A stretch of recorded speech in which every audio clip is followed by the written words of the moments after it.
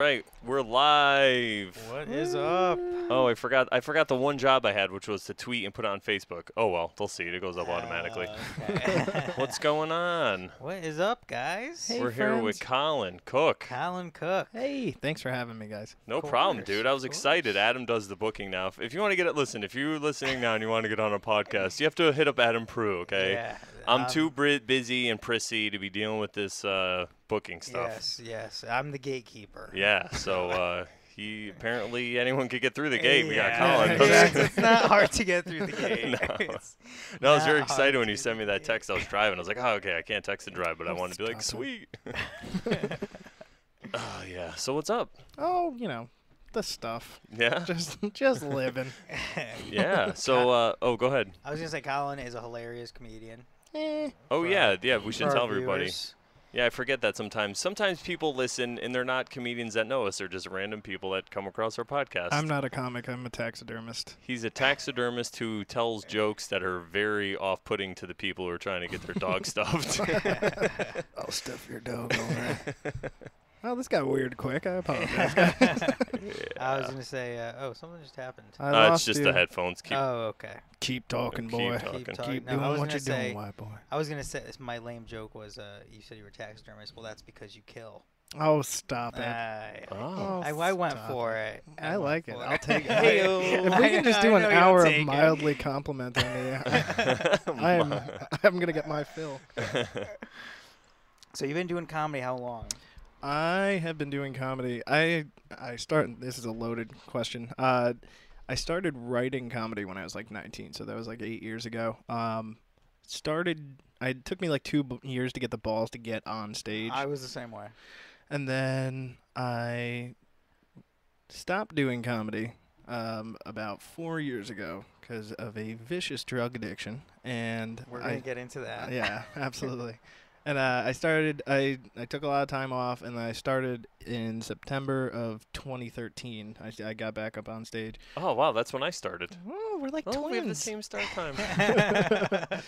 It was cool. It was funny because like I didn't want to like just jump back in because it's a bar scene and like I am in recovery. Oh yeah. So Yeah. like I was That sounds talking. tough. Yeah, I was talking to one of my friends, and he was like, "Well, dude, when it's supposed to happen, it'll happen." I was like, "Dude, nobody's just gonna call me and be like, you're funny. You need to get back on stage." And in September, Vinny Beetle called me. He was like, "Dude, you're funny. You need to get back on stage." I was like, "Fucking hell."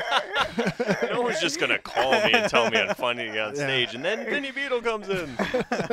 So fucking thank you, Vinny Beetle, because I would still be just sad and not making jokes about it. Just Is perpetual darkness. So it's all Vinny Beetle's fault that you're here on this Yeah. podcast, is what we're saying. Good job, Vinny. Yeah, fucking Vinny. See what you did?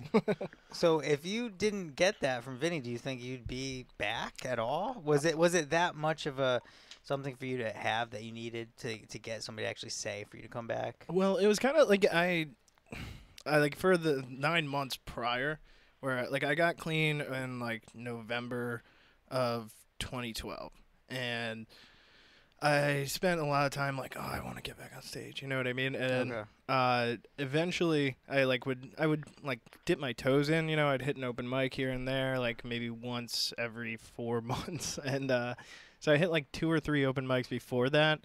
The urge was still there, like it never Right. went away, Mhm. like it just. There was like, I'm waiting for this fucking sign from the Almighty that like I'm supposed to be doing this, and turns out Vinny Beetle is Jesus Christ. 'Cause without that, I don't think I would have like hopped in when I did. You know what I mean? So What was your first gig when you came back? What was the first thing you did? it was this Vinny Beetle special. The only way that Vinny Beetle does it, we did this like nightclub. It was like the Mint Club in New Haven. Okay. And It sounds familiar. I'll tell you why it sounds familiar. And why we didn't tell anybody who was coming to the show about this, but somebody had gotten murdered like a week beforehand in this place. That sounds about right. Yeah, exactly. Like if I could sum up my comedy career, it would be that. Just performing at places where people have I recently love died. Vinny Beetle doesn't. He'd just do a show anywhere. It's awesome. He's like inviting people like He'll be inviting the people that were at the wake for the dude that got killed. Come on to the comedy show. You can see her. He's like, he's throwing comedy shows in the middle of the Baltimore riots. It's he's an impressive guy. I got CVS, half price. What do you know the circumstances of the death? I would imagine. In New Haven, he died of old age on the dance floor. He just literally He died. just couldn't stop dancing. I'm pretty sure it was over a chain or something. You know what I mean? Like, just something way too hood for me to be there. One of my friends because I DJ'd in New Haven for a while, and she was a bartender down there, and we were good friends. There's a group of us, and she was at a place in New Haven where there's a shooting while she was in the bar while it was happening downstairs. And she took her sister, I think it was, maybe. I think her sister was somebody's bartending with her, took them, threw them in the alcohol closet, locked them in there, and then guarded the bar with, like, a broken bottle or something. Like, she's nuts. Like, First off, that's the most badass thing Yeah, I've ever the- heard. yeah. Second off, how funny would it be if there was no shooting? She was just like, I'm going to lock this bitch in the closet. she just did, what am I doing? Get in the closet, bitch. But, yeah, apparently it was like a gang thing, so no one else was in danger. They knew who they were course it going was. for, you know? Oh, good I'm like a old- gang advocate. You know, it was a... Yeah. It was wasn't like a big a deal. sanctioned murder. They were expert gangbangers. They knew what they were They doing. would only maybe kill... It wouldn't, if you were 10 feet away. Maybe if you were within a couple, They were very precise with their Very precise. drive-by. Drive by. You gotta do what you gotta do. You know, that's just how it is. Dude, yeah. yeah, why not? Fuck it. So how did the show go at the murder scene? Was the outline still on the ground? Chalk outline? There was Oh, like, this guy I killed swear to last night. Christ, there was like caution tape in places. Like, I'm not making that up. I just thought they were painting. Like, I was like being like a little like goofy, like They were white kid painting that I'm not. over the blood. Yeah, exactly. Oh man, yeah. It was actually a really good show. Oh, cool. It was like I go to NA, I go to Narcotics Anonymous, and because of that, all of my friends, they don't have a lot of shit to do, you know what I mean? Mhm. So they're like, oh yeah, comedy show, that sounds great. So like 40 fucking people came out. This place was packed. Wow. And Oh, nice. because they're not getting hammered or anything, they were super attentive. Yeah. And Vinny was like, oh, it was such a great show. Like everybody did really well. It was, Oh man, those are the best shows. it was a blast, man. To tell you the truth, as far as like comedy goes, like I've gotten the opportunity to do a bunch of like AA and NA type of shows, and really? those are the best crowds, Really? hands down. You will work a little bit harder, but Yeah, like that was probably loud, really loud. The hacky stuff probably won't work as much. yeah. That's you Yeah. got to work for it. Yeah, I But like if that. you have original material and you get on stage in front of a sober crowd, they fucking appreciate it, man. Wow. Oh, wow. That's It's awesome. cool. It's super cool. Damn. It also helps that I started out with like 5 minutes of like, hey, guess what I used to do? Heroin. Yeah, that's a. Damn it! You have such an advantage. I gotta start a drug addiction now. Son of a bitch. Oh, I could help you. That it's crazy to me. Like heroin is such a devastating drug. Like, how do you mind kind of talking about that a little bit? Because No. I want to know like what happened the first time. The first time I you did heroin? it. Yeah, the first time you did heroin. What was that? What happened? Describe the night. I was okay. Let's see. The first time, well, this is again another loaded question because like opiates there's a like myriad of different ones that you can dabble in. Okay. I got started on OxyContin. For Okay. folks who don't know, the drug is no longer available. Like it was a Oxycontin. oxycodone is. Now, OxyContin. do you think it's just because of the name, so they changed it up a little bit because the name had such a negative, Oh yeah, connotation? I'm sure that they were like, we can't keep giving this shit out because Yeah. they called it hillbilly heroin. Heroin, yeah. That was like the Brutal, nickname man. for it. But I remember like seeing it. I mean, like it dates back. Like I remember I like smoked weed for the first time when I was like 17 years old. Because Mhm. like for all my life I was like super good kid. Grew up like Yeah. in the church like when I wow. was growing up. Like Baptist or Pentecostal or It was a Baptist, like Okay. First Wow. Baptist, and in like Connecticut? well, my mom and my dad were divorced. It goes back further. Oh yeah, this is my That's dad's was a drug addict, so like this Wow. goes fucking like deep. Where is he from originally?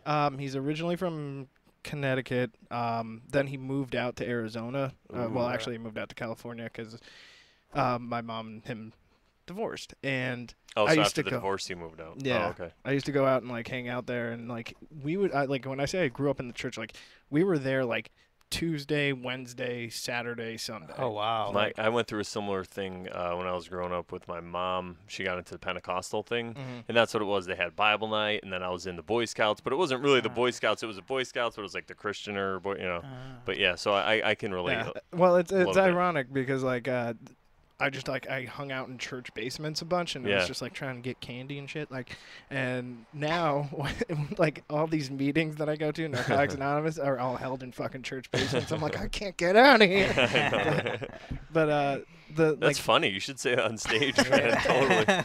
It's the tough thing is like is getting like people to identify. Like people like that's. But the thing with the part. church, I think a lot of people can relate enough because at least most people around here are Catholic or something, so they know. Yeah. So they will relate to that. So then you Everybody's been could in a bring church them basement. to the Like the church is like the NA. mafia. Like So yeah. just when I thought I was out, they pulled me back in. Yeah, exactly. So people can relate to that because they'll remember going to terrible Bible study on a Sunday so their mom could go suck someone off or something. Not you, I'm saying. No, my mom was she's a wonderful woman.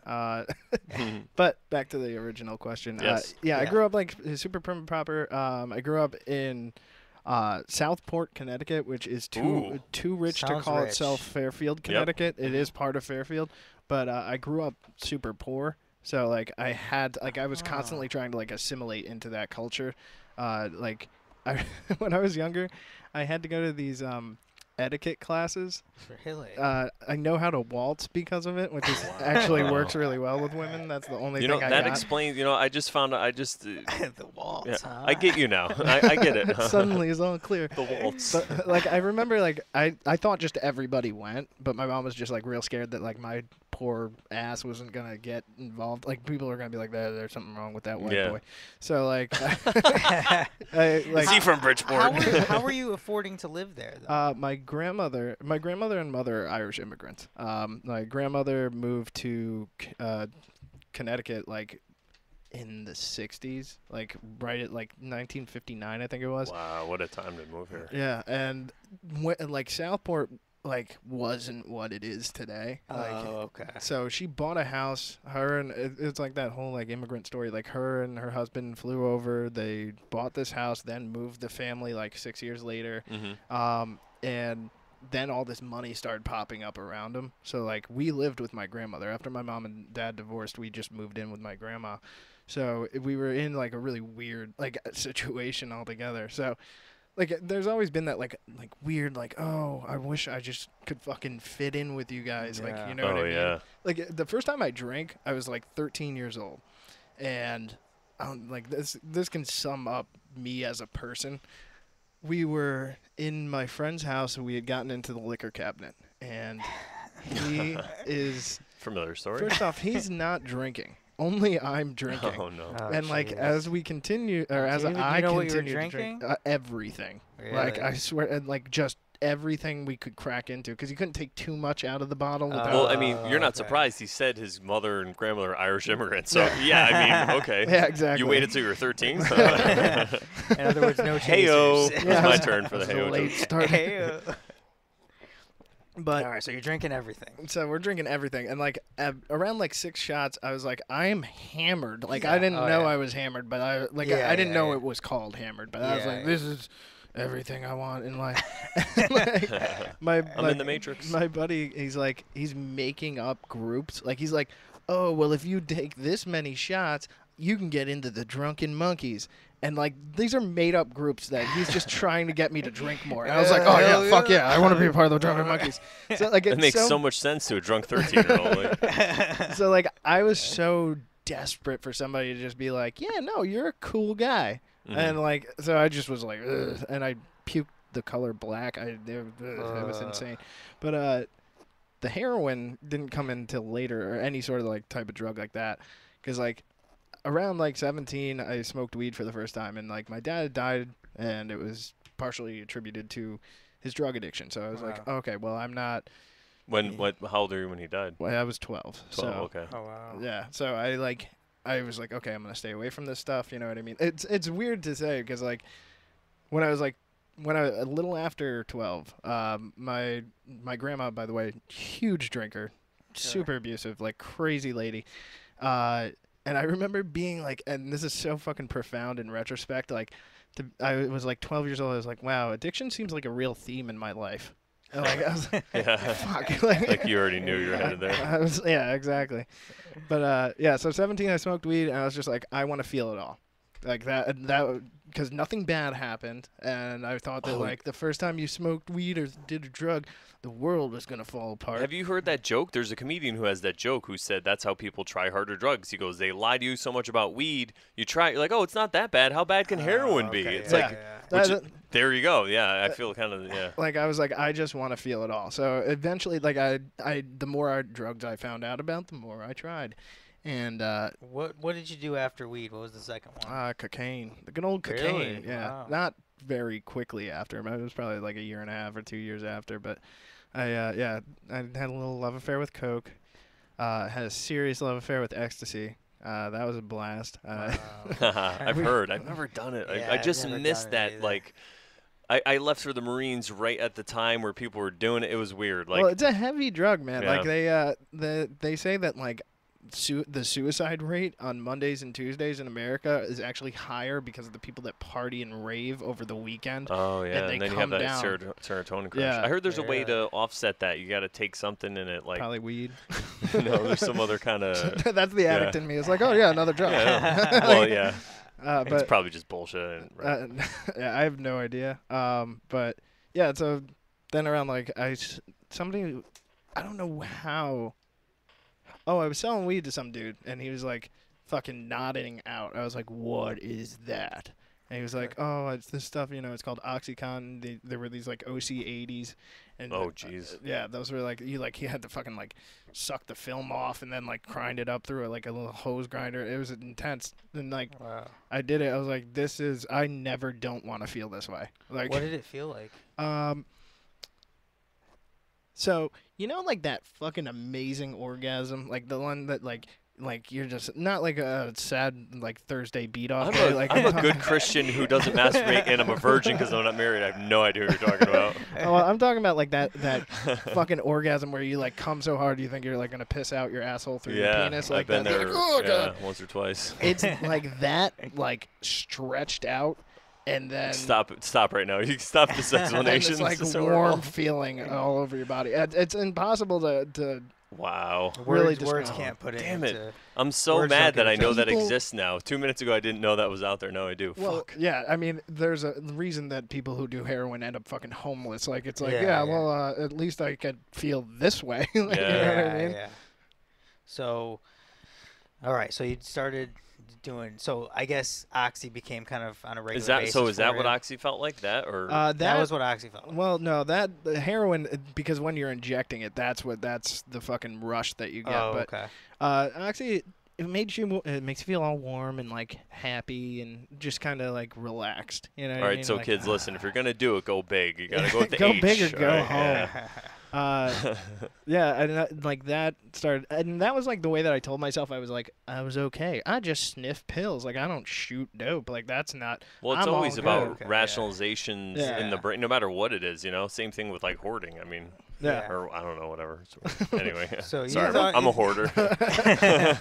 So you thought it was okay because other people around you were doing it too? Was that a rationalization? That was nobody went as hard as I did. Like Oh, even the really? dudes that I was like, we were like at people's houses, like, and we were like bringing in like backpacks of ecstasy and like just fucking partying hard. They were like, dude, you need to relax. Now, do you think it was because you were trying Oh to? shit, Colin's coming over. Yeah. tonight. Oh God. Who invited Nail this down. crazy fucking- motherfucker over? Tie the cat's ass shut. I was trying to do a joke for a little while and it never like panned out, but like this is an absolute true story. I was like doing coke with this girl, like we were blowing coke together, and she like looks at me and she's like, "Colin, I'm worried about you," you know, you have a super addictive personality. I was like, you stole this cocaine from your boyfriend who sells cocaine so that you could have sex with me. Like, you have some addict behaviors too. Like, but like in retrospect, I was Sounds like a great fucking story. Yeah, no, I think I'm gonna try drugs, guys. Like, Jesus. the ending is never good. Yeah, but let's maybe we'll I'll get to that. Well, maybe I'll start when I'm 60. Then who can, you know? Oh yeah, like the dude from Little Miss Sunshine. Yeah, Yes, exactly. yes. That is one of the funniest things I've ever seen. He dies of a heroin over. Like, I know that's dark and morbid, but like he's 70 and like dies of a heroin overdose. That's funny. I think I just found a new plan for the end of my life. Thank you guys. It's funny. They like I'm about 80% serious. dude. I'm right there with you. There's in like when you get into like NA, you have to like do it's like a 12-step program, and they have like a workbook, so you work out of it.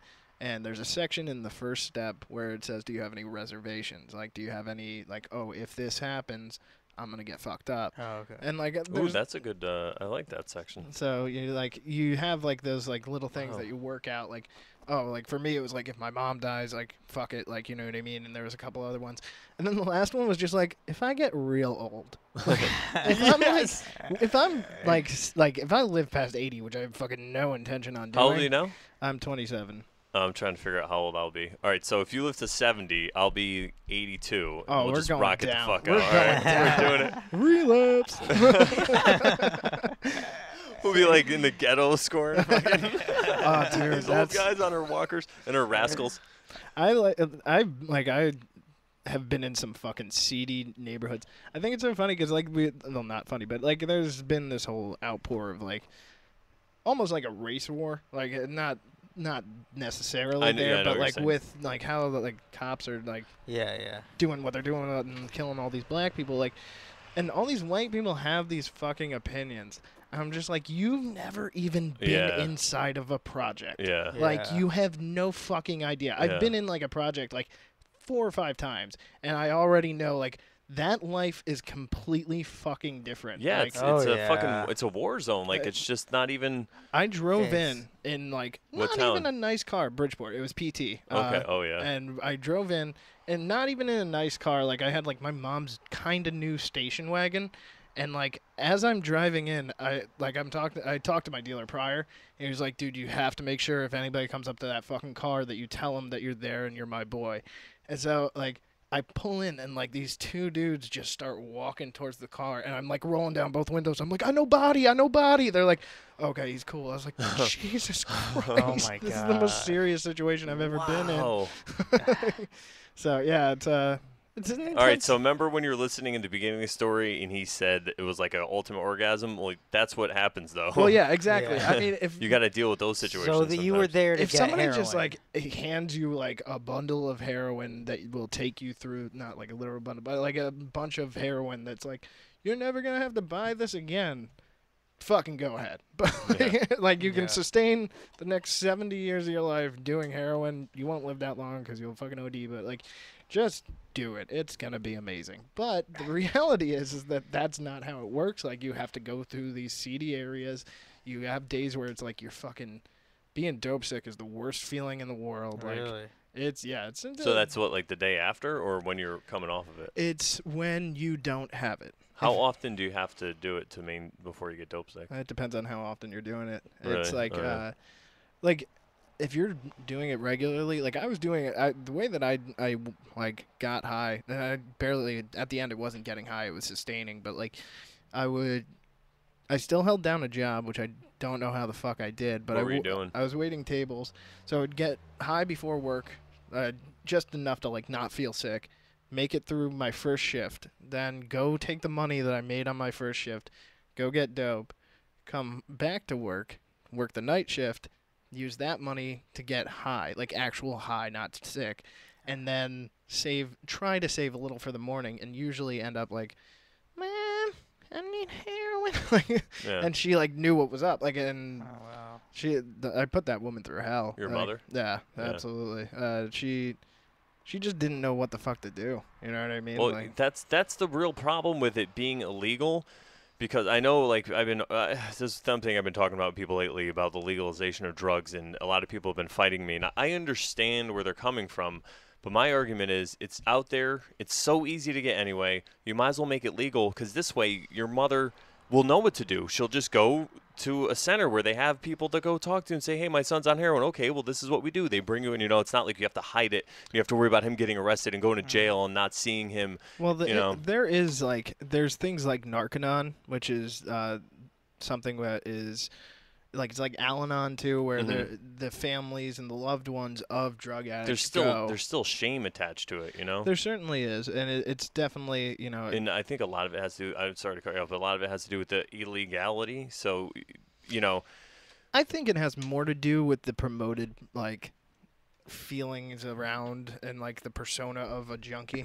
You know what I mean? Well, yeah, that also. But think about why they have that persona. Well, you think of somebody who's going to steal and rob everything. Yeah. But say it was legal and they had a better way. I don't know what the way is. There would still be the thing is that when you're on heroin, you're I'm going to do whatever the fuck I need to do. Well, that's what I mean. If they could just go somewhere and they would just give them the heroin. Yeah, okay. So, that's what I mean. So they know they're going to score it, do dirty things anyway, and it's a way to where I don't know what the exact solution is, but I'm saying what we're doing now is way the wrong way. Yeah. We can make steps to do something to make it better. Even if you don't make it legal, just make it to where people aren't going to go to jail or, maybe you – I don't know. It's such a tough situation because even going through it, it's there's no.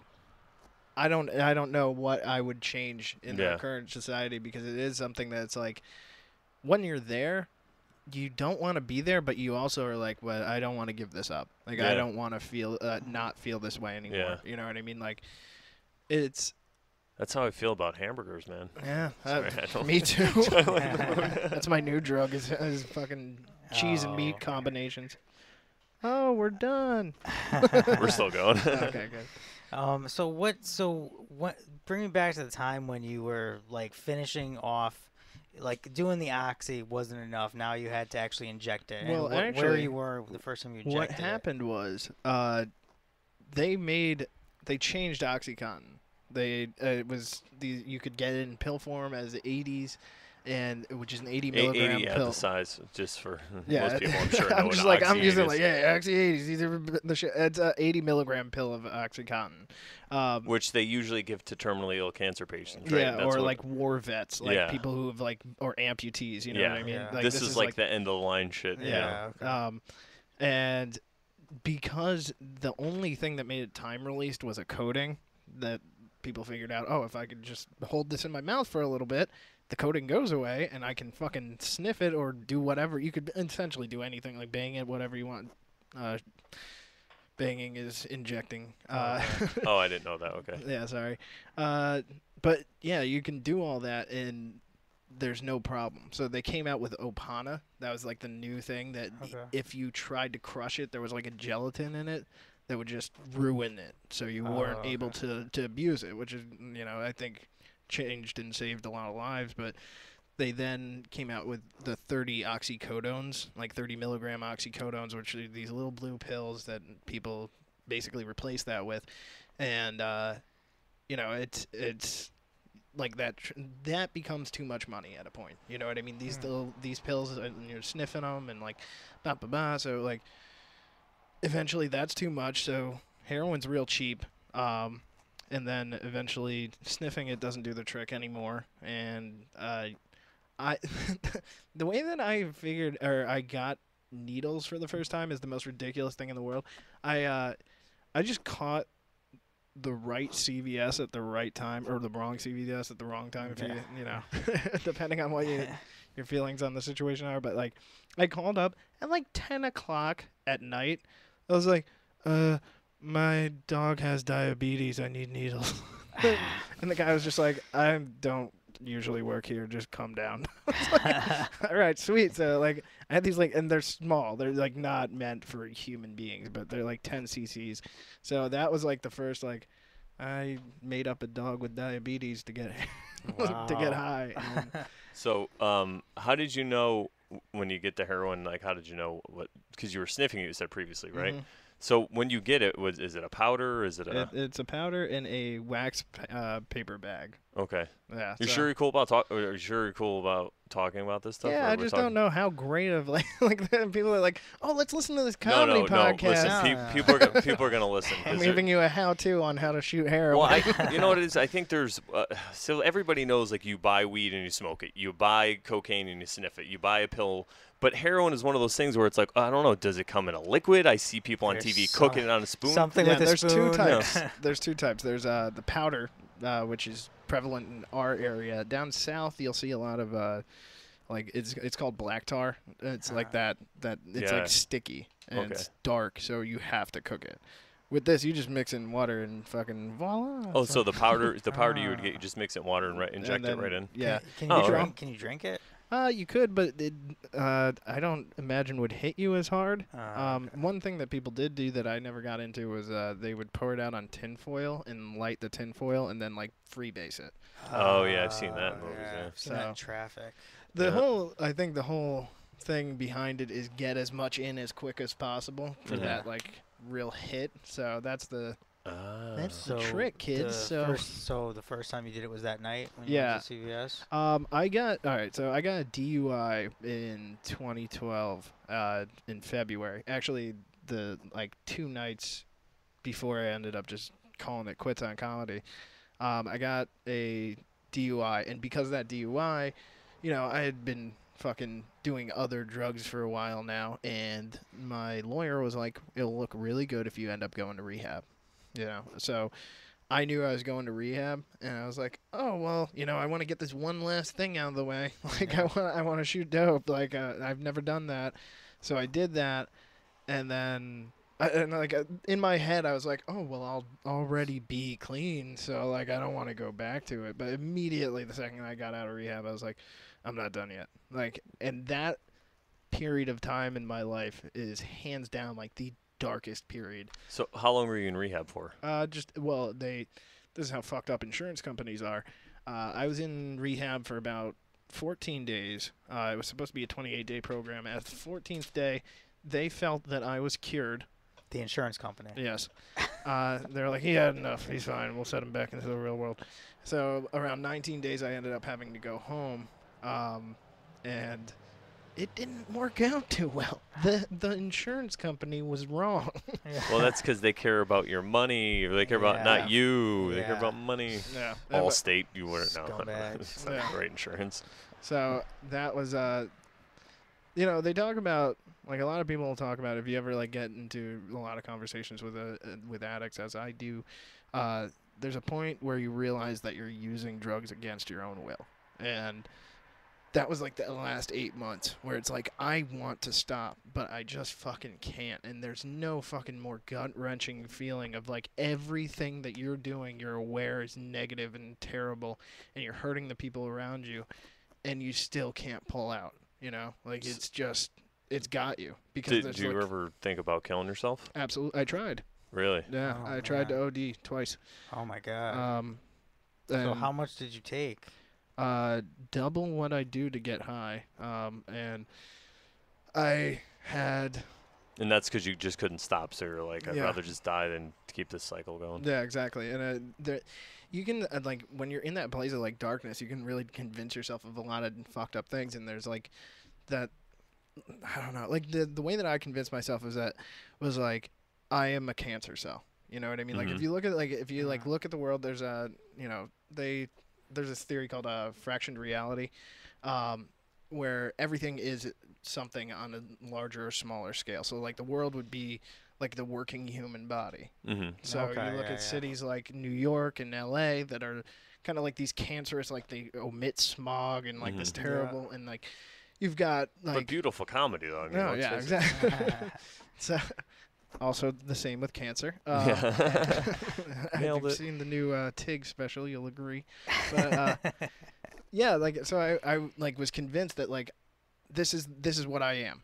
Everything I touch will die. Everything I touch will be turned to shit. So like Wow. I can't change. I don't think that I firmly believe that like you are who you are, and then at your core you can't change. So I was ready to cash it in, and I was wrong. You know, if I can give any, like, I know we've been talking about a lot of dark evil shit, but like if I can give any hope, I like am fucking living proof that I was wrong. You know what I mean? So Yeah. I've done a lot of work on myself to try to get better, but it took getting to some really dark places. And my rock bottom was in, I don't know if you guys remember, I'm sure you do. October of 2012 was when Hurricane Sandy hit. Oh yeah. Oh, yeah. yeah. And I was holed up in my room. All the cell phone towers were down, and all. And what town was this in? Fairfield. Okay. And I was there. Like ATMs were shut off, so I couldn't get any money. Like I was fucked. Like I just was dope sick as fuck. And I remember walking through Bridgeport to my dealer's house, just hoping that he'd like spot me a bag, like just so I wasn't sick.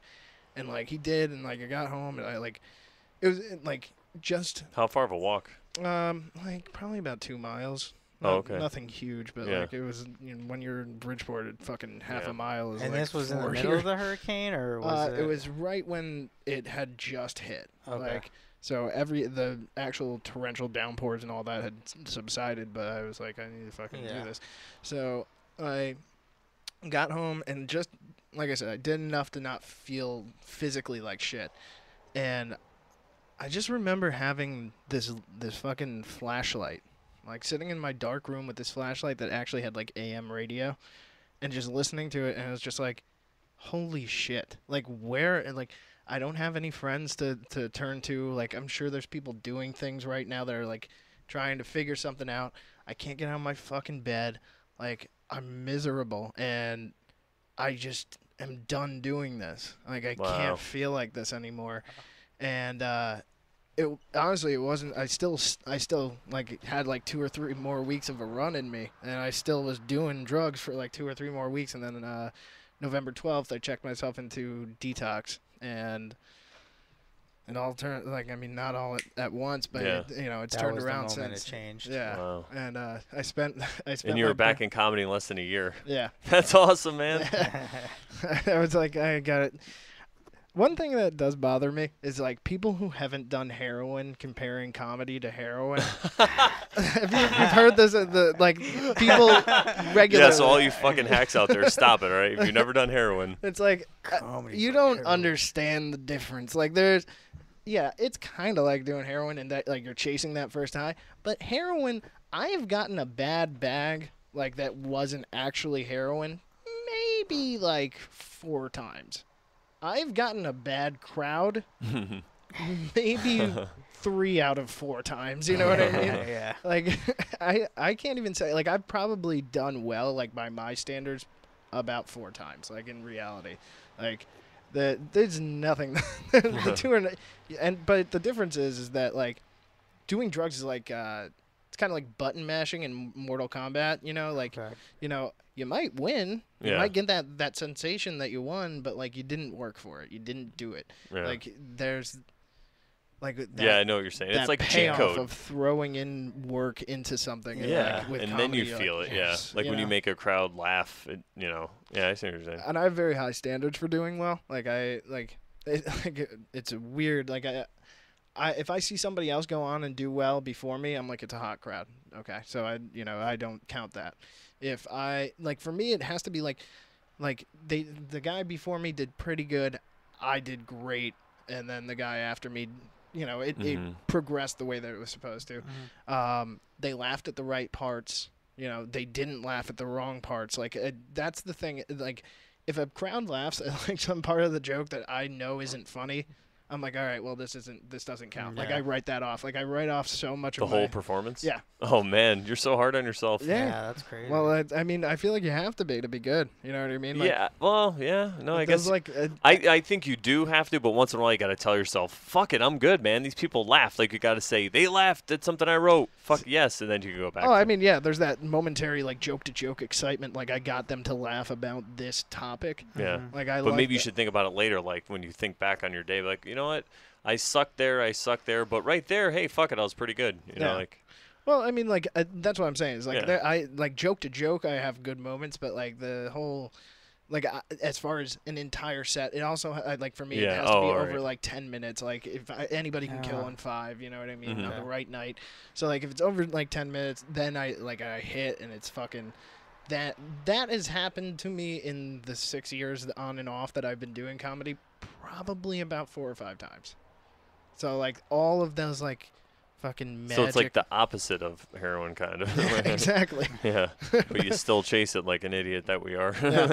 Yeah. Well, I mean, the reality is honestly one of the reasons that I got clean was like I want to do comedy. Like that. Wow. That was that and like my mother. Those are like the two things. It's crazy that I was thinking about this earlier, but I didn't want to interrupt you when you said that a hurricane which has brought so much devastation to so many people, that it could actually help somebody. Yeah. You know, like that moment fucking changed your life, you know? It's Yeah. crazy. It brought me to my fucking knees, man. Like I was just like, this Yeah, is it's like not- something clicked. You're like, wait a minute, what the fuck am I doing? Yeah. AM radio. It was AM. Don't write radio. it off yet.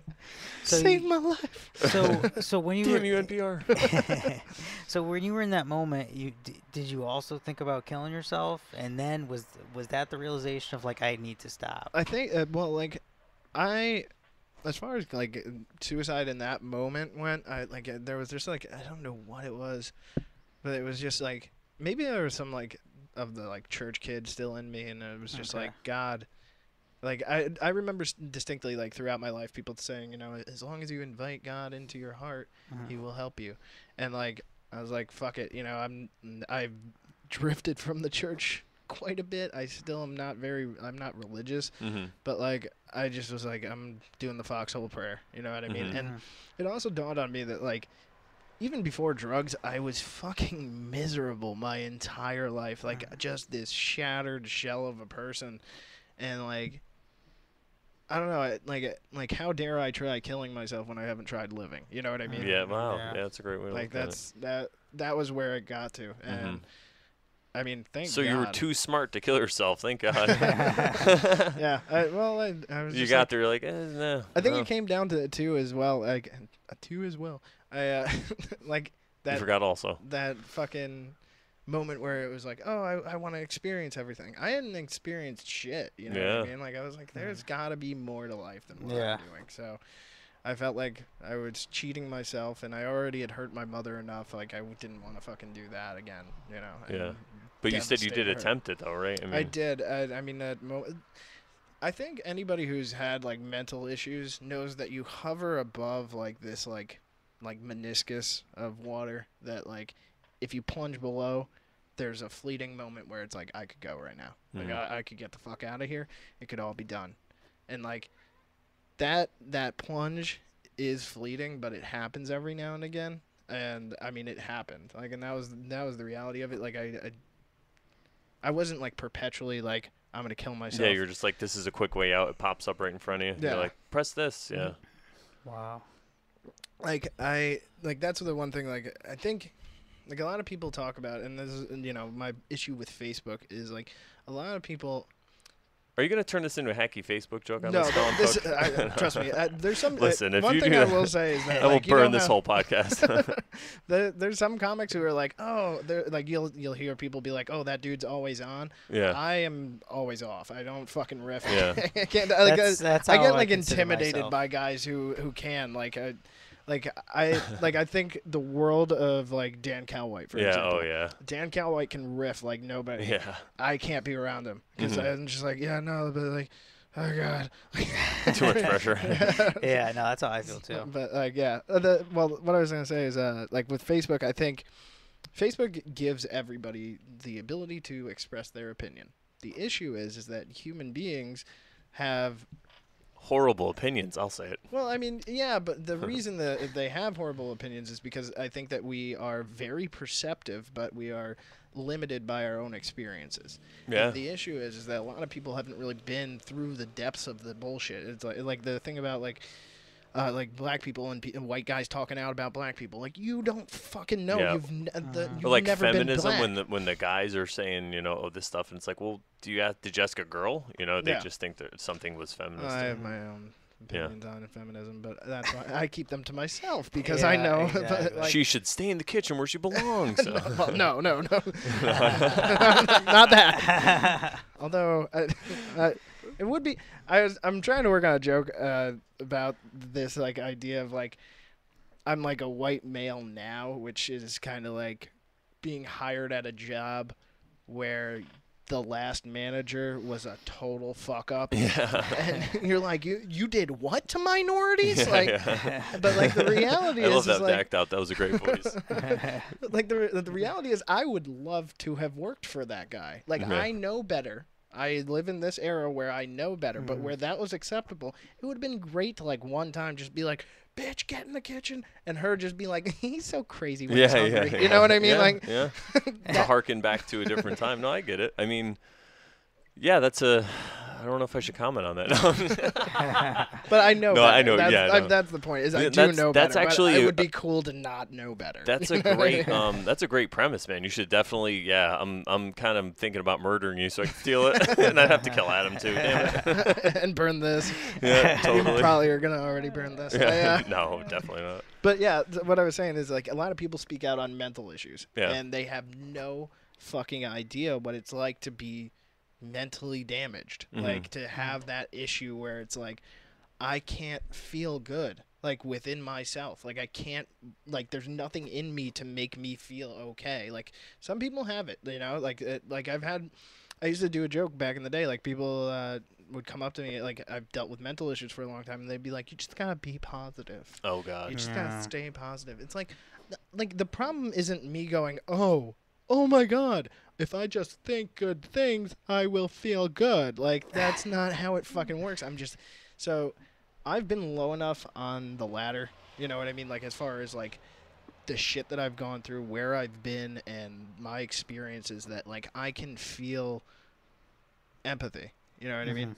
For those people that do go through. Oh yeah, definitely. I could totally imagine that. Like, I mean, I remember you've been there, so. Yeah, and so like, do you? You guys might be able to relate with this. Is like I was devastated when Robin Williams died. Yeah. Not because like I thought he was this amazing comic, but simply because he was a fucking comic. Yeah. And for him to take his own life, it's like fuck. Like, Yeah. damn. Like, am I gonna be able to make it? Like, am I gonna be okay? Yeah. Yeah. So like it's that. Like, and another one, like Greg Giraldo hits super close to home. Yeah, because it's that's fucking shitty. fucking Mitch Hedberg. yeah, exactly. Yeah. Like Nick Swardson on that Give It Up for Greg Giraldo, that special that they did with Comedy Central, he breaks down and he says one of the most like just like heart-wrenching things. He's like, being a fucking comic is such a specific existence, and like when somebody hurts, you know why they hurt. And like that in itself is like, so like having all these people that like spew opinions about like, oh well, you know, you shouldn't be doing this, you're selfish if you kill yourself. You have no fucking idea the perpetual darkness that is mental health and like mental disease. Like, Yeah, so they're not. They're speaking. So yeah.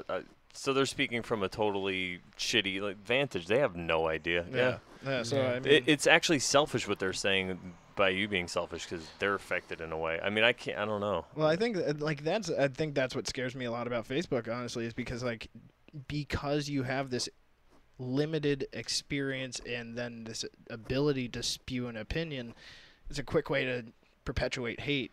Oh yeah, And for sure. You know, in my short time on this earth, and not to be all like, fucking, I'm no Gandhi, but like the one thing that cures all is love. You know what I mean? Yeah. Like that's the one thing that like if you're in some shit, like Yeah. somebody like, have you ever like been in a really fucked up mood and somebody just texts you and just says like something nice for no reason? Yeah. As that act alone has saved my life. You know what I Wow. mean? Like yeah. those types of situations. That's a great message because I sometimes I feel like sending Sean Murray that thing today when I got that message. I try to think ways to take something positive and spread it with other people. So where a lot of times I've been getting to where I maybe won't text someone, or if I think of something, now I'm doing it all the time. Like if I think of a thought or if I see something, like my friend just had a baby and his name is Phoenix, so he's excited. Before he had the baby, every time we went to Vegas and we saw signs for Phoenix, he was taking pictures. So the other day, I saw a boat and it said Phoenix on the side. So I was like, oh, I should take a picture. I'm like, no, like, cause I was like, too cool for that. I'm like, why not? Fuck it. So I sent him a picture and it like made his day. He was like, oh wow, that's so cool. Well, I don't know if it made his day, but you know what I mean. He was but like that, it probably did. Cause like, Yeah. I don't know, like, cause you're like, wow, someone else's, cause you know, I mean, he probably has his baby and he's like, I love this baby. And obviously you love your child, but he might think that other people don't understand. Yeah. So when I send him that, like maybe it's Well, even then, yeah. you're showing him that like he's close enough in your orbit to like be thinking about him while he's not around. Yeah, and that's a fucking amazing feeling. You just summed it up perfectly. I can't kill you now. Damn it. Thank God. He's like, you guys don't know off screen there's a gun to my head. No. I've proved my worth. Like Game of Thrones go style. Well yeah. or else. The mountains outside. Do you watch Game of Thrones? I don't. Oh, okay. So Never good. That's now good. I'm gonna kill you. No, it's good that you don't, because if you did, this podcast would be over. We'd just be talking about that. But okay, so back to the empathy. And in that spot, I like what you were talking about before. I'm gonna shot my load on empathy. I think. That's well done. I know. Yep. I'm done. Oh, yeah. I was gonna ask you. Have you seen? Oh, I'm sorry. No, you go. Have you seen? No. Okay. You say you have this feeling where you can't ever feel really good about yourself. Have you ever talked to anyone professional about it, like a doctor, a therapist, anything in that range? I've tried. It's tough for me because like I just have that like backloaded thought of like they're doing this for money. I've heard this before. I don't remember where. I wish I could give them credit, but it's somebody that is seeing a therapist now. I think they're on a podcast, and they were saying how they saw maybe 50 therapists until they found the right one, and they said that's the thing you got to do with therapists. You just have to keep going, and it's nothing personal with them if you don't mesh, so it's fine, And they said they found the one, and now their whole life is just different. It might have been Neil Brennan, maybe? No. Neil Brennan. Know. He was talking a lot about, I just heard him on a podcast, and he was talking a lot about depression and stuff. It was really inspiring. That's cool. Yeah, so. Well, one of the things that is cool about, like I said, I'm in Narcotics Anonymous, and one of the things that you do is you have to work one-on-one with a sponsor. And that sponsor, it's like the first real relationship I've ever had. You know what I mean? Like, as far as, like, I'm going to let you know me. You know what I mean? Like, I'm going to give you a piece of myself, which is, I mean, it's great. And it's somebody who's been through the same shit as me. You know what I mean? And so, like, I can take their opinion and be like, oh, well, they've applied that before. Yeah. So I can use that. Whereas, like, I question everything. So, like. Yeah. Well, that's good, though. Yeah, that's why you're a comedian. Yeah. I was thinking about that the other day, because I have a lot of friends that'll, on the weekends, go out and get hammered. And I'm like, maybe it's just because they realize that they're trying to fit in, whereas I won't. I don't know. I don't get drunk and just like and dull myself to it. I'm just like facing it. Could. Yeah. I'm just like, I got to deal with it. But yeah, go ahead. I'm sorry. Oh, sorry. I keep cutting you off. No. Well, that's like the like trouble spot, I think, as far as like I go, is that I would like. Oh God. No, touch it. See, you sound so much better. Okay. Oh, it's me again. But like the one trouble spot I have is like that ability to not be able to shut off the bullshit for a little while. Like there's just like I feel it all, like all of life. You know what I mean? Like, there's I don't know. What about skydiving or something insane like that? I know it's. I did that. I did that. Oh, did you? What did you think of it? I thought it was. It was awesome. It was terrifying when they opened up the hatch, and as soon as I landed on the ground, I wanted to do it again. Really? But I don't think that after a couple of days passed, I think my attitude changed, and I'm still kind of like, I don't know if I would do it again. I was so fucking. I did not enjoy it at all. Oh, no? Like it's so funny. Like other guys did, and like pretty much everybody I know that's done it has enjoyed it. But like the coolest part is when the chute. Like I think I have so much neurosis that like it's like if this fucking all I cared about was like this chute opening. Like I don't want to die. Like, Yeah. Like, I haven't done. I've done. Did so you much. kind of get talked into it then, or? No, I really wanted to do it, but I just didn't like understand what I was asking to experience. Was this before or after heroin? After. Okay. Where I was just like, I need to feel something. Yeah. But the scariest moment is like you said, like when you're standing right at the ledge, like the hatch, and like because you can't just go skydiving by yourself. You have to have somebody attached to you. Yeah. So you've got this human being on top of you, like, and like. Are you afraid of heights too? Oh, deathly. So did you? I have a question for you. Did Did you jump out with him, or did he kind of push you out? Well- Because my legs were like My guy. my guy. in the world. Because the dude that was, they call it tandem, right? You got to Mhm. go tandem, and he basically shoved us out because I didn't have it in me to actually leap out myself. I was almost there, but then there was this like little like middle school bully in my head, like you're a pussy. Like I was just like fuck you. Like so I went, but like yeah, there was no part of me that was like super enjoying it until the chute opened, and then like you can So- glide slowly and you can pull on the little things and like spin around. That was cool. So you didn't like the free fall? I thought the Free- free fall was awesome. I almost lost my shoe because my shoe didn't fit at the time. So Oh, like, shit. just Yeah. like that, all I gave a shit about was like that chute better open. And I better not lose my shoe. Like that's all I can. And we got I down. better not die or lose my shoe. Yeah, I'll take losing my shoe over dying, though, just to be clear. If there's got to be one, I'll live. I don't know. They were pretty nice shoes. But we land and like the dude one of the guys that we were going with, his chute when it opened got tangled. Oh shit. So they had to cut that chute, and they have a backup chute. Yeah. So, but that backup chute is smaller. It is for like a single as opposed to a tandem. Oh. So he came in at like 40 miles per hour. Oh shit. Wow. By the way, when he explained the story, he was like, "Yeah, it was just like free falling," and then I heard him go, "Oh shit," which is quite possibly the two scariest words you Yeah. could hear Yeah. from the guy who knows what's happening. What's scarier, Yeah. the O or the shit? Because it could be oh cool, or It's the all together. Yeah. But he and the funniest part to me is that he was like bitching. He was like, I was like, it was just basically like I was in a free fall the whole time. Like I didn't even get my money's worth. I was like, you're alive. Like, What is wrong with people? whatever, you did it. Like Maybe you should tell this dude. You know what? I don't think suicide's for everyone, but maybe it's for you. Like you didn't even care you're about to die. Yeah, he was like, oh, Maybe you should find a reason to be, want to live. Like how funny would that be? I'm just like trying to demand a refund. Yeah. No, I don't care that I was scared for my life. I just wish I got to like hang out in the middle of the air for a little bit longer. I'm scared for my life every day. I live in Bridgeport. That's not a big deal. I wanted to see things, man. Jeez. Oh, so what?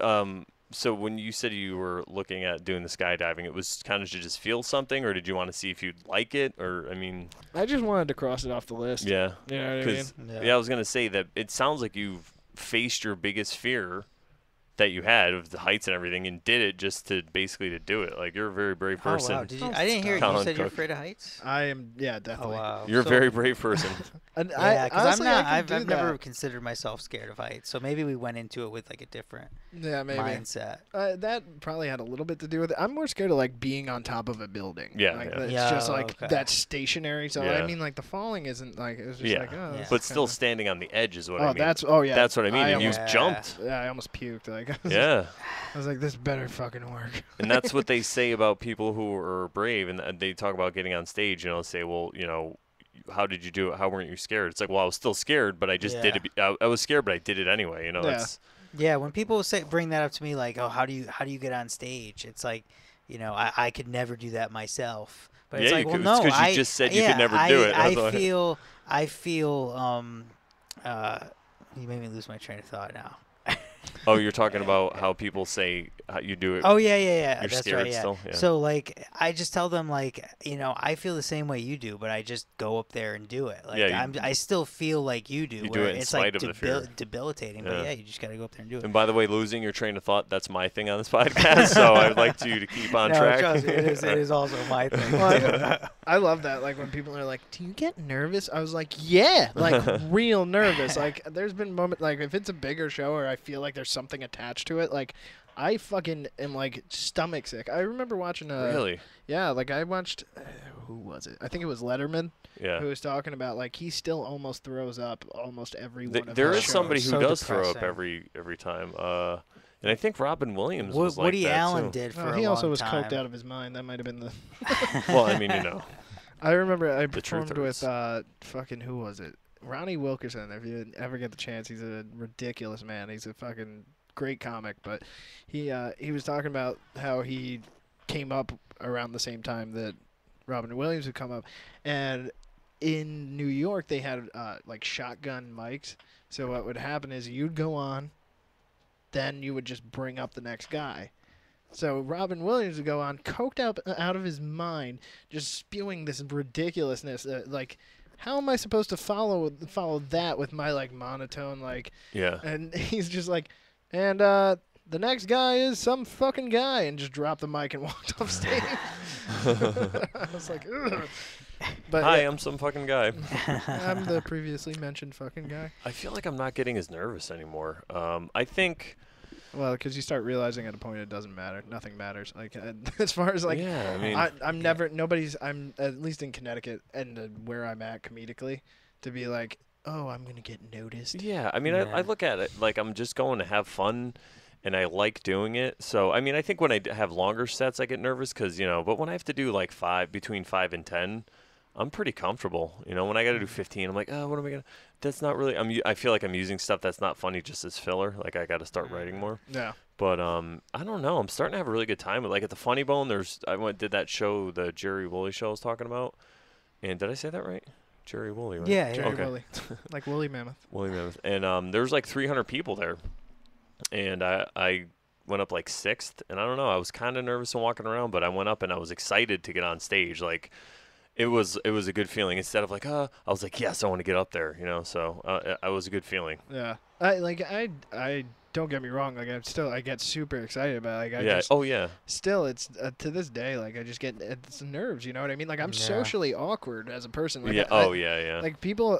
I was talking to somebody about this the other day. Like they're like, how can you say you're socially awkward? You go on stage and you talk to strangers. I'm like, it's so much different. Like Yeah, 'cause there's no dialogue. expectation Yeah, of back exactly. and forth. Yeah. Exactly. It's There's like no back and forth. You're just up there. You're in control. Yeah. Yeah. I have a microphone to Yeah. make sure I'm the loudest person in the room, Yeah. so that none And of you everyone's fuckers listening can to talk me. over Yeah. me. Yeah. I'm You know gonna what you're gonna spew my say. shitty Yeah. ideas at you, Yeah. and then leave before you say anything back to me. That's my ultimate conversation. It's just Yeah.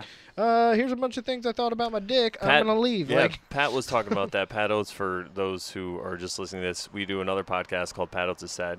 He's a comedian here in lovely Connecticut, very funny guy. And he talks about how it's like the ultimate attention grab. Like you're up there with a microphone and everyone has to listen to you, so you're up there telling them your problems. So it doesn't matter if you're socially awkward or not. That has Yeah, nothing to do yeah. with it. Yeah. It's just overcoming talking in front of people. And I really think that DJing, I'm glad that I, went that route first, because that I DJ and then I do weddings and stuff. So I have a microphone, I'm talking. It might just be a little bit in between songs, but was used to being up there. So now it's a different thing. I mean, I love comedy. yeah.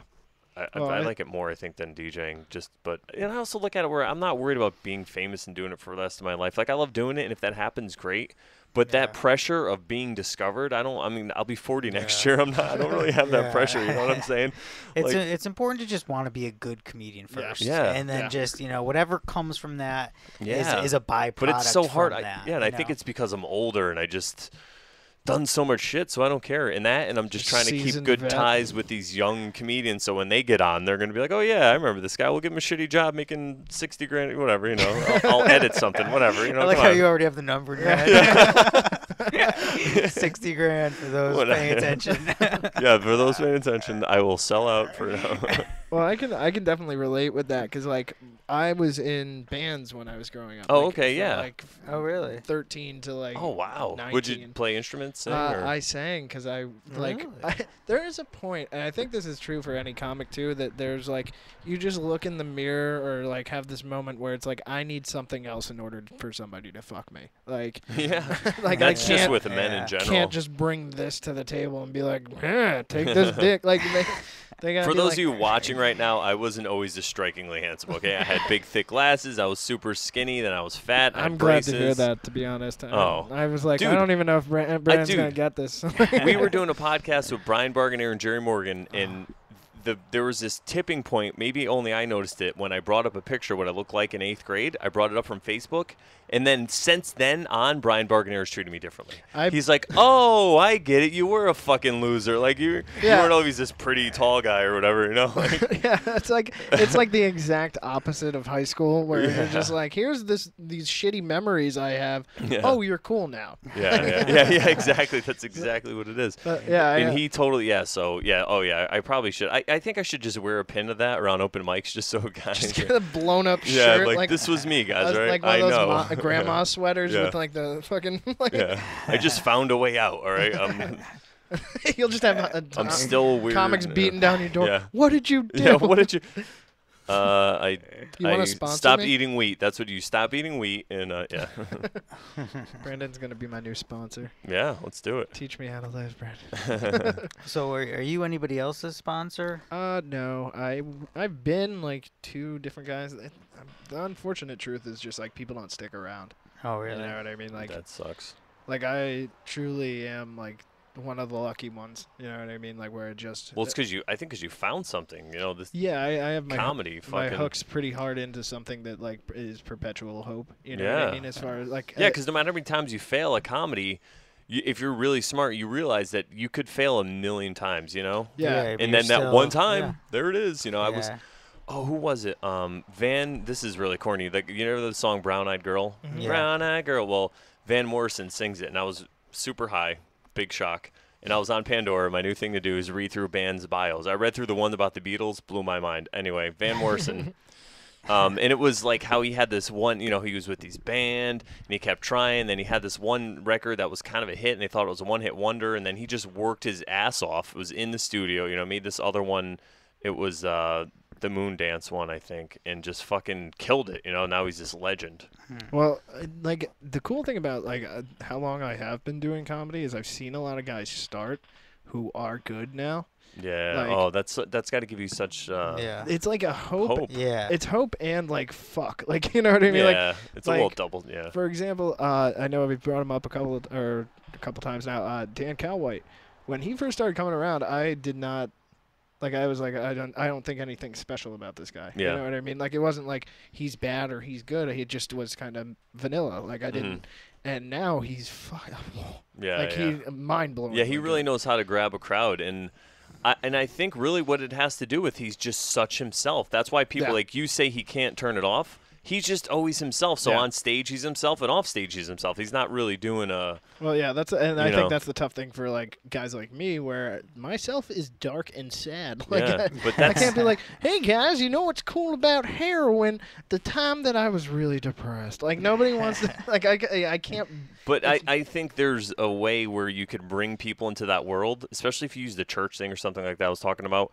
And so you can use common ground. Like they may have never done heroin, but they've been to church, right? So you use that common ground, and then you take them. Well, imagine being, you remember there when you're 13. Imagine being fucking 28 and eating coffee and donuts or whatever. But you can bring them into that world because they've been there and they're 28. They might have not have done heroin, But well, it's also tough because like where the things that I do like to joke about, for example, like I love Dave Attell because you don't need to learn anything about Dave Attell. Yeah. Dave Attell just fucking is one of the consummate joke writers of our age. Like he's just so fast. It's everything fucking line. Yeah, he's it's amazing. Just, they tell you like, for example, like I was talking to a guy from New York, and he was like, you should be expecting a laugh every 7-10 seconds, which is a lot for me because I'm very long and drawn out. But like fucking Attell, it's like every fucking line is just so goddamn good. Have you seen him live? I haven't. I was actually gonna go see him back. He was at the Comedy Connection like a he's month or two ago. He's at the Comedy Cellar like every week. Is he? Let's fucking go, dude. I'm Anytime down. you're down, do you know he's on? Do you know about me being on TV and all that? I went to a Comedy Central taping. I was in the audience. I'm in the audience. They put me front row, and it's when I had my mohawk, and I hadn't cut it. Like, I went too long without cutting it, and it was real, but I had to spike it, so it was huge. And I sat right up front, and he made fun of me, and it's on TV on a special. That's fucking it's awesome. fucking great. And I've seen him live a few times, and he's so fast. Like, I watched his new special, the Roadwork one. Yeah. And, so a lot of the jokes are similar, because they're just quick, boom, boom, boom. And he says it to people. Like, I saw him tell this one guy, there's a guy, he had a flannel on and glasses. He's like, you look like a lumberjack's accountant. Like, just boom. That fucking joke he does about midgets The floor. is We talked about that last time on the podcast. it's so good. The midget's mailing a letter. Oh no, I thought you were talking about the one where he calls He's, them he's floor. got a lot of midget material. Yeah, Floor. he does have a floor lot. N-words. Yes, floor N-words. Are we refraining from it? We can't quote a joke? All right, Oh good. no, you could quote. You could say all you I want. still don't have the balls to do it. Oh. I just wanted to make fun of you for not No, doing I think Pat's done it on here. You know, I don't think the normal people don't care because they get what you're saying. You're not looking at a black guy and saying, "Hey, get out of here." You know, you're just saying this is what he said on it. stage. Still makes me uncomfortable. The hard Yeah. R. Oh, It's just yeah. Like, ugh, like Yeah. It's like, oh god, all the sins of my fucking ancestors. But that joke, the one where he's like, "Have you ever seen a midget mail a letter?" That alone, first off, is an incredible line. It is. Just for the imagery. And Do you then, think he saw a midget mail a letter? Or you think he just came up with it? I think he spends at least like 40% of his day just thinking about midgets. So he is exploring. You think he wants to fuck a midget? What do you think this is about? He said he would blow a midget. Do you remember that?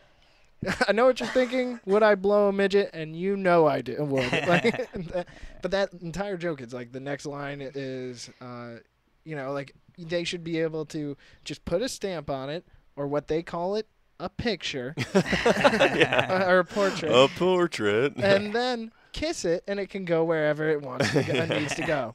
Santa. And that's Santa. Santa. Yeah. It's just like one word. Santa. That's yeah. how That much his tag needs to be as a fucking word. It's so and his inflection, the way he does it's great. Well, listen, we're over, so we should wrap this up. Okay. Is there anything you wanted to add to the last? I mean, plug. Well, just the last thing you were saying. Was there anything you want to add to the tell, and then we could talk about plugs and stuff.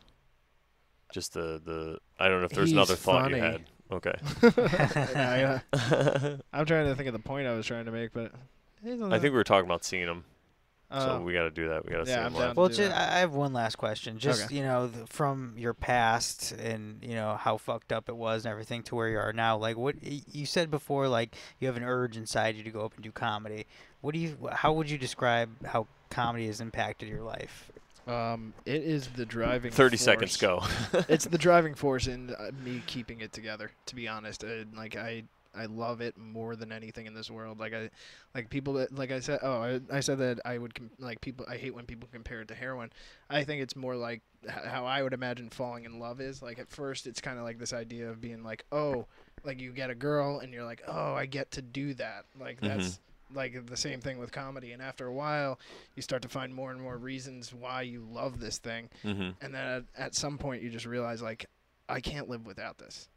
I need this. And that's, if anything else comes in the way of it, like I can't do it. So that's kind of where I'm at. I'm going to give you a little bit of advice, not as a guy who's been doing comedy almost 2 years because I'm a fucking rookie, but as a fan of comedy for my whole life. Like I used to watch Bill Cosby when it was coming up in Eddie Murphy and all that shit anyway, is to fucking be yourself. So even if you think it's too dark, fuck them. That's what I say. I say you just do it until it works. So that's my advice for you. But so is there anything you want to plug? I have me and Barganier are doing. I love that dude. Yeah, a quick little. He's like awesome. one of my best friends. Oh, he's fucking great. He and I are doing like a little 3-day thing in September. I think it's September 3rd through the 6th. I am going to be featuring on Scott McDonald's bar show September 12th. Cool, I'm on that show. Yeah. Where's that? Bristol. What night of the week is that? A Saturday, Oh, the 12th. And then we have our weekly open mic.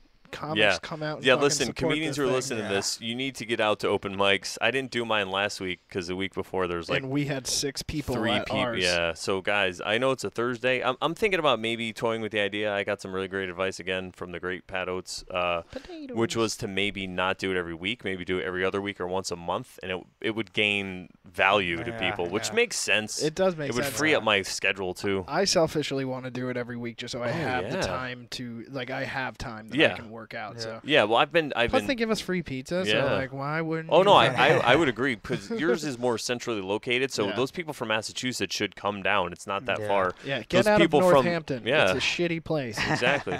Get up worst. there to those mics. So fuck feminism. that's all we'll say about that. Is there anything else you want to? Fuck feminism. Fuck feminism. We want to plug fucking feminism. We want to fuck feminism right in its butt. I'm actually proud of myself for talking for an hour and not talking about how much I hate feminists. feminazis, not feminists. No, I know what you mean. Yeah, yeah. It's like anything. The pendulum swings either way, and right now there's just people that are crazy, and they get a voice because, like you said, the internet gives everyone a voice. That fucking left-wing liberal bullshit. I can't stand the. Oh, that's what I was gonna say. Oh, I wanted to make a joke when you said AM radio, right? So you're in there. Bottom of your depression heroin pit. You're listening to AM radio, and you're like, "There's no way I can kill myself. I have to get sober and stop these fucking liberals." Like, I can't let them. You could have that one. You could have that. I'm taking that. My rock bottom was NPR. Yeah, I couldn't let these liberals live, or whatever their message. Whatever. So anything else you have to plug besides NPR? NPR.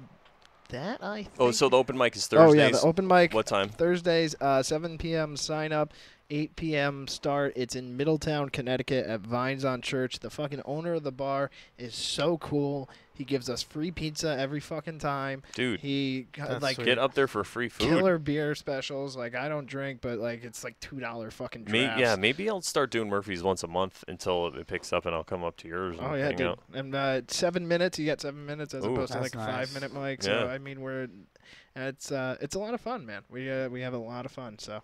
Well, I mean, Bargainier's there, so you know it's fun. Me and Bargainier. What about you, Adam? Anything you need to? I'm on that same September 12th show, Scott McDonald's show he's putting together. Scotty McDingdongs. Who's going to be our guest next week, right? Ooh. Yes, that's right. Yeah. Oh, tune as in long next as week. Scott is still down, I'm sure. But yeah, next Sunday he's going to be the guest. And then I am also on a show in Southington. I think it's going to be at the Elks Club in Southington at the end of August. But I got to get some more details about that one. Cool. All right. I'm going to be at Comics at Foxwoods for the competition. Were you in that? I was not. In the oh, you got to do it. Have you performed at Comics? Yeah, I did. That's actually one of the few good shows that I keep in my mind. The one I think we were both on it. Oh yeah, duh. That, I'm such an idiot. Did you way, perform the same Pat night at Oates- Comics? Pat Oates show? Yeah. It was a bringer, and Pat just like Yeah, was like, you fucking here's yeah. a fucking guest spot, and I was like, all right, cool, like I'll have fun. Did 7 minutes, and I did very well. I was very happy with it. Yeah, Awesome. that was which is very hard for me to say out loud. And then I forgot we were on the same show. So I clearly did so good. Oh, there's just so many Brandon had to shows. black it out of his head. There's just like so many stages that people don't. It's funny. My brain just works differently, guys. I'm sorry. I totally get that. Yeah, so I'm going to be there August. It's a Wednesday. And, I want to make this announcement on this podcast. So, Brandon's gay. I'm totally gay. I fuck dudes in their butt. I kind of wish I was gay sometimes. It'd probably be so much easier. I kind of wish when I was doing drugs I sucked a penis just to figure it out. You know what I mean? Like, Yeah, that's the one freebie you get. It's like if you're addicted to heroin. Wait, so you didn't suck No, a I bit? did not. I've Oh. never sucked a penis, and I'm honestly a little bit upset about it. Man. That's the one freebie where it's like. Are you saying this on stage? No. You fucking say, if you don't say it's on stage next time I see you, I'm throwing a beer at you. Like, listen, just go back. Just go. If you're not gonna fucking be a good comedian, go back. Stop wasting our time.